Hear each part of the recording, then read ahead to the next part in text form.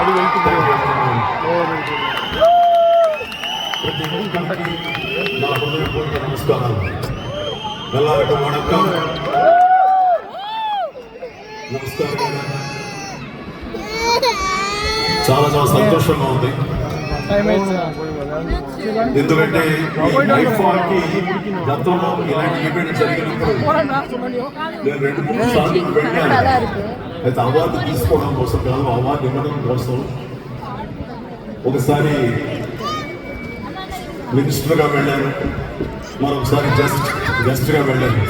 కానీ first time IIFA నా ఈ 45 ఏళ్ల ఈ ప్రస్థానాన్ని, స్థితి ప్రస్థానాన్ని గుర్తించి నాకు ఈ అవార్డు ఇవ్వడం అనేది చాలా చాలా సంతోషంగా ఉంది.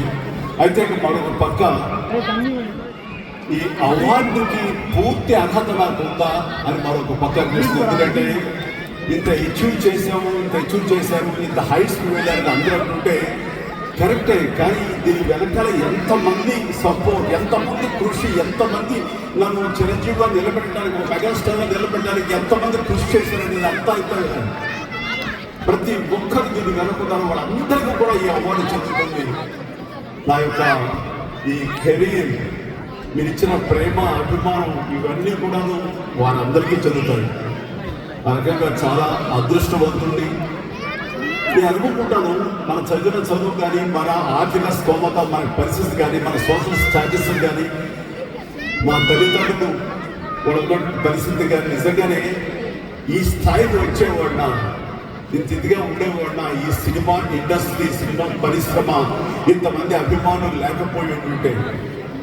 ఆ రకంగా ఈ సినీ కళామ తల్లిని నేను ఎంచుకోవడం, ఇక్కడ రావాలి, నా కెరీర్ సినిమా యాక్టర్గా ఏమైనా సరే మన ఇక్కడ స్థానం సంపాదించాలని థాట్ నాకు రావడం ఏంటి, ఆ థాట్ వచ్చినప్పుడు అద్భుతమైన గడియని రోజులను మీ ముందులా నిలబెట్టేలా చేశాయి.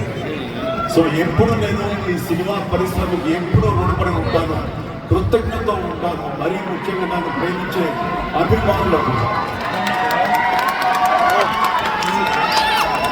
ఇది ఎప్పుడు అనే పాటే కానీ మళ్ళీ మళ్ళీ అనాలనిపిస్తుంది.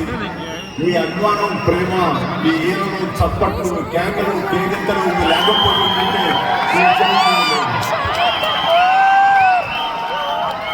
మీ అభిమానం కేవలం నాతోనే ఆగకుండా నాకు సంబంధించినటువంటి నా బంధువులు, నా పిల్లలు, వీళ్ళందరూ కూడా ఇదే ప్రాంతం ఆదరిస్తూ వాళ్ళకు కూడా అంత మంచి స్థాయిని మీరు ఇచ్చారు.